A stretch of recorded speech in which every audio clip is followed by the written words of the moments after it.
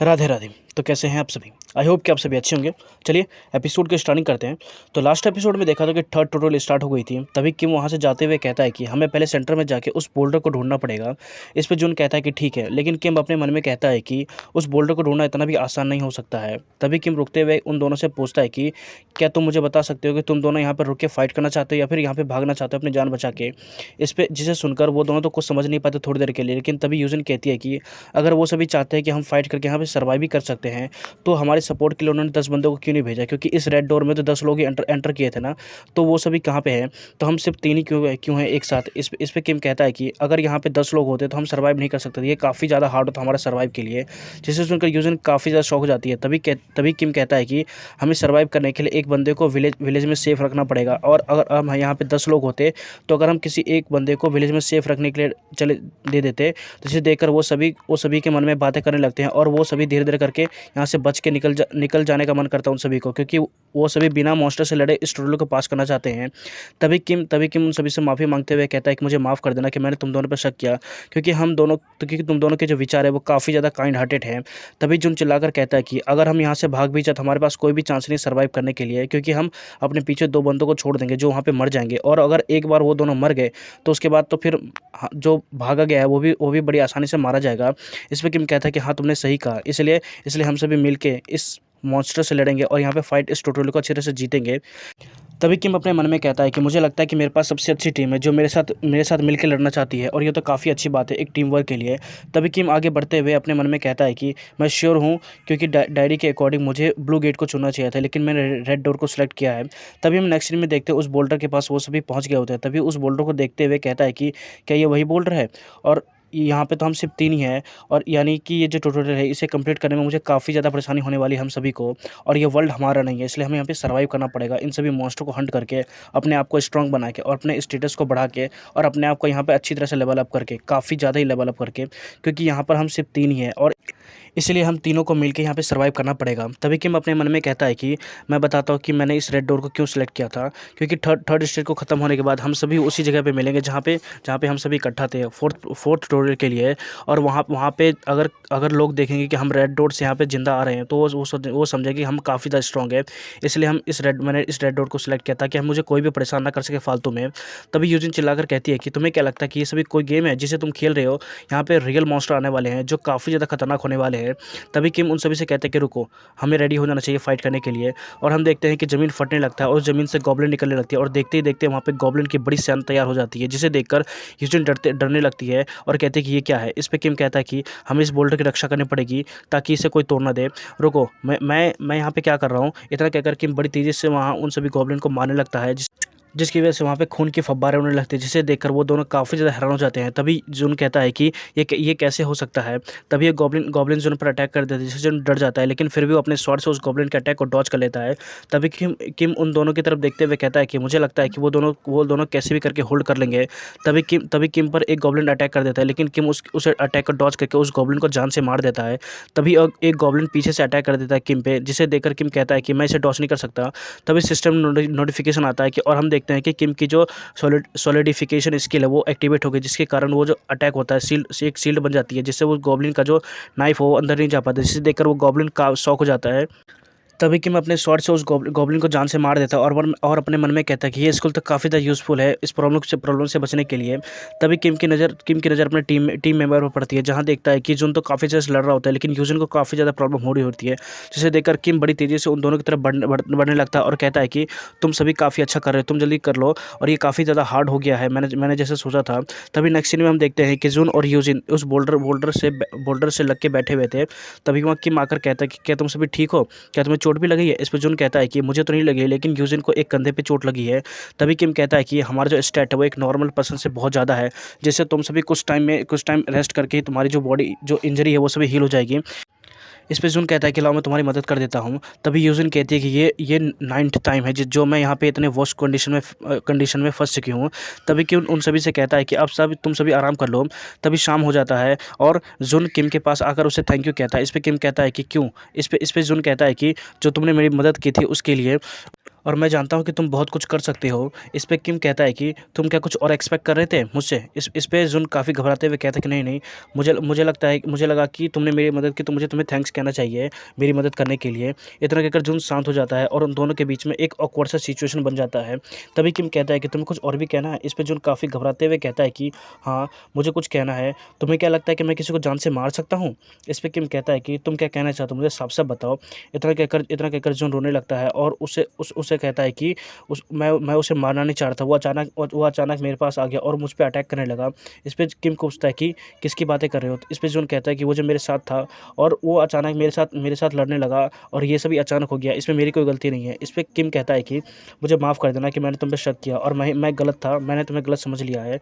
तभी किम अपने मन में कहता है कि ये तो कितना ज़्यादा यंग है और मुझे लगता है कि ये बहुत ज़्यादा ही मासूम है।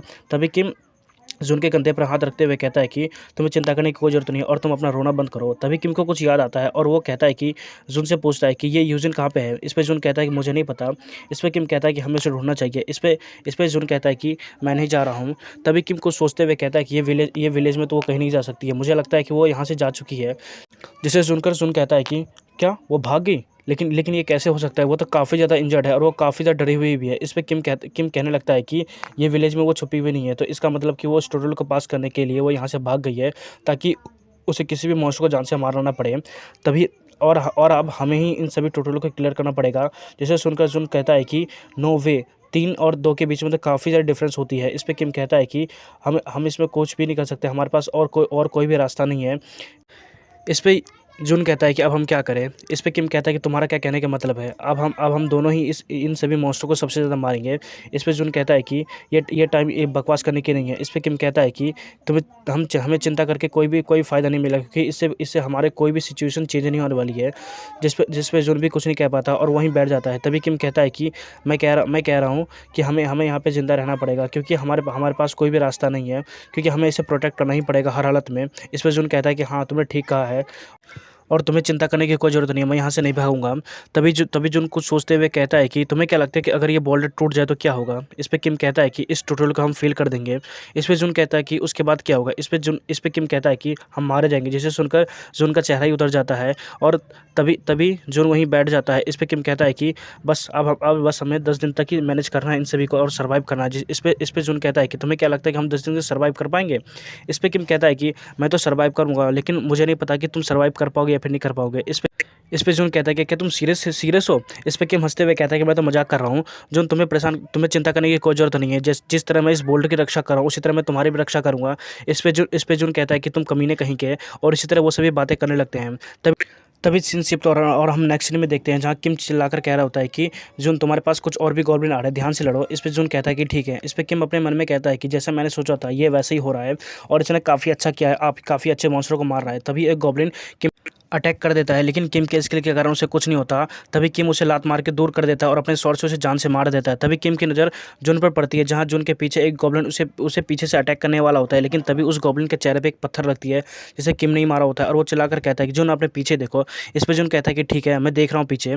तभी किम अपने मन में कहता है कि ये इंपॉर्टेंट नहीं है कि ये किस तरह लड़ रहा है, लेकिन इसके लड़ने की वजह से इसके काफ़ी सारे स्टेट्स बढ़ रहे हैं और ये काफ़ी ज़्यादा स्ट्रॉन्ग बन रहा है और मेरे भी काफ़ी सारे स्टेट बहुत तेज़ी से बढ़ रहे हैं। उस डंजन के मुकाबले तो मेरी काफ़ी अच्छी जो स्टेट्स है वो बढ़ रही है। मैंने रेड डॉट को सेलेक्ट करके कोई भी गलत काम नहीं किया है। और तभी तभी अनाउंसमेंट होता है कि टोटल फर्स्ट कंप्लीट हो चुका है। आपने पहले दिन के टोटल को पूरी तरह कंप्लीट कर लिया है और आपने इस विलेज को भी प्रोटेक्ट कर लिया है। इसलिए आपको एक रैंडम स्टेट पॉइंट दिया जा रहा है, जो आपके मैजिक पॉइंट में ऐड कर दिया गया है, और आपको एक दिन का खाना भी दिया जा रहा है जो आपके सामने है। तभी किम जून से कहता है कि तुमने काफ़ी अच्छा किया है। इस पे जून भी कहता है कि हाँ, तुमने भी काफ़ी अच्छा किया है। वही हम लीडर बोर्ड को देखते हैं, जहाँ जहाँ किम का नाम पहला होता है, जहाँ उसने 98 मॉन्स्टर को जान से मारा होता है, और जुन का नंबर दूसरा होता है जिसने 26 मॉन्स्टर को मारा होता है, और यूजिन का नंबर तीसरा होता है जिसने 6 मॉन्स्टर को ही मारा होता है। और तभी तभी किम के सिस्टम में नोटिफिकेशन आता है कि आपको 980 अचीवमेंट पॉइंट प्राप्त हुए हैं। तभी किम अपने मन में सोचता है कि अब बस 9 दिन बचे हैं सर्वाइव करने के लिए। और इस डायरी में लिखा होता है कि एक दिन में तुम्हें एक स्टेट पॉइंट मिलेगा, और 2 दिन में तुम्हें 2, और 3 दिन में 3। इसी तरह ये सभी स्टेट पॉइंट चलते रहेंगे। और अगर रेड डोर में किसी ने भी 10 दिन तक सर्वाइव करके बाहर निकल गया तो उसके पास 55 रैंडम स्टेट पॉइंट्स प्राप्त होंगे, जो इस ट्यूटोरियल के एंड का रिवॉर्ड होगा, जो बहुत ज़्यादा अच्छा है।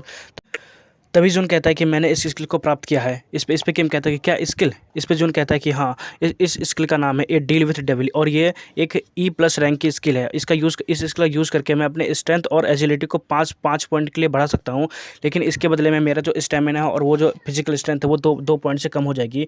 तभी किम कहता है कि तुमने 26 मॉन्स्टर को मारा है। इस पे जून कहता है कि हाँ, तुमने सही कहा। इस पे किम कहता है कि मैंने तो 96 मॉन्स्टर को मारा है, लेकिन फिर भी मेरे पास एक भी स्किल नहीं है। मुझे तो तुमसे काफ़ी ज़्यादा जलन हो रही है। इस पे जून कहता है कि तुम तो काफ़ी ज़्यादा लालची हो रहे हो, तुम तो इतने ज़्यादा स्ट्रॉन्ग हो पहले से ही, तुम्हें और भी स्किल चाहिए।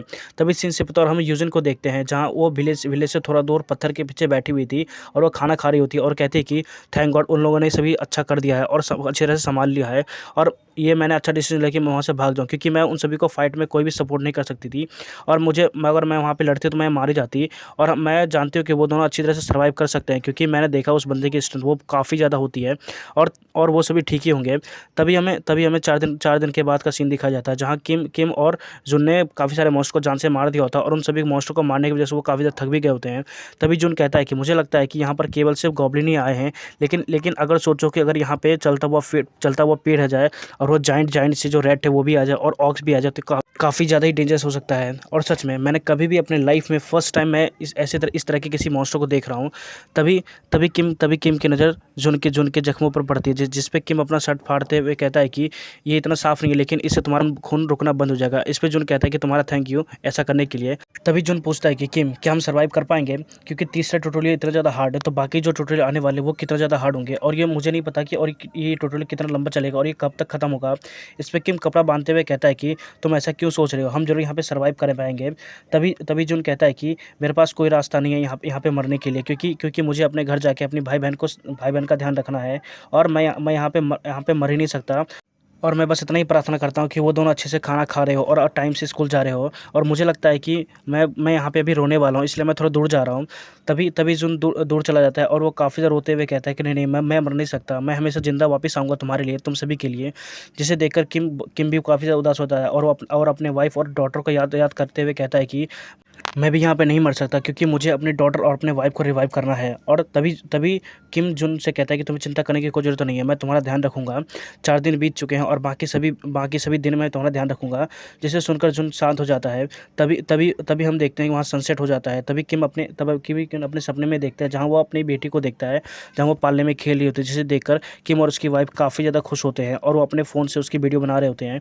तभी किम की वाइफ किम से लड़ते हुए कहती है कि तुम तो काफ़ी बेकार वीडियो बना रहे हो, मुझे दो, मैं इसकी वीडियो बनाऊंगा। इसी तरह वो दोनों हंसी खुशी काफ़ी ज़्यादा लड़ रहे होते हैं। तभी उस बच्चे की रोने की आवाज़ आती है, जिसे देखकर किम अपनी बेटी के पास जाते हुए कहता है कि ओ ले क्या हुआ मेरी प्रिंसेस को। तभी कभी किम की वाइफ बच्चों के लिए दूध लेने चली जाती है, और तभी हम देखते हैं कि किम ने अपनी बेटी को अपने गोद में उठा लिया होता है। तभी वहाँ पे उसकी वाइफ भी आ जाती है, और हम देखते हैं वो सभी काफ़ी खुशी होकर एक दूसरे को देख रहे होते हैं।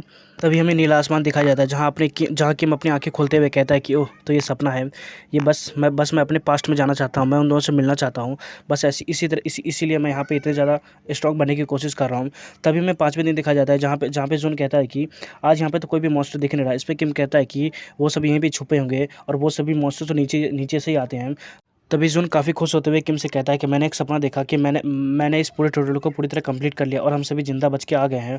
जिसे सुनकर किम कहता है कि वो सब एक सपना था और ये सभी रियलिटी है। तभी जुन की नज़र उस बोल्डर में से निकलते हुए स्पार्क पर पड़ती है, जिसे देखकर किम से कहता है कि ये क्या हो रहा है और ये स्पार्क कैसा है। तभी वो बोल्डर पूरी तरह कांपने लगता है, जिसे देखकर जुन कहता है कि जल्दी से पीछे हट जाओ, और ये बोल्डर को पता नहीं क्या हो रहा है। और तभी हम देखते हैं कि उस बोल्डर में पूरी तरह कंधा दौड़ने लगता है, जिसे देखकर वो दोनों काफ़ी ज़्यादा घबरा जाते हैं, और किम चिल्लाकर कहता है कि जल्दी से पीछे हटो। तभी हम देखते हैं कि वो बोल्डर पूरी तरह टूट जाता है, जिसे देखकर वो दोनों काफ़ी ज़्यादा शॉक हो जाते हैं। तभी सिस्टम में नोटिफिकेशन आता है कि बोल्डर के सील को रिलीज़ कर दिया गया है, जिसे सुनकर जुन कहता है कि ये किस तरह का सील है और ये क्या बोल रही है। तभी किम जुन को पीछे हटाते हुए कहता है कि उसे देखो। तभी हम देखते हैं कि वो सभी किसी को देखकर काफ़ी डर जाते हैं, और वो एक मॉन्स्टर का पैर होता है। तभी सिस्टम में नोटिफिकेशन आता है कि इस मॉन्स्टर के सील को रिलीज़ कर दिया गया है। तभी इस मॉन्स्टर के बारे में बताया जाता है कि ये है the boss monster demon leech, और ये एपिसोड ही खत्म होता है। सो गाइस, आपसे मिलते हैं नेक्स्ट वीडियो में, तब तक के लिए राधे राधे।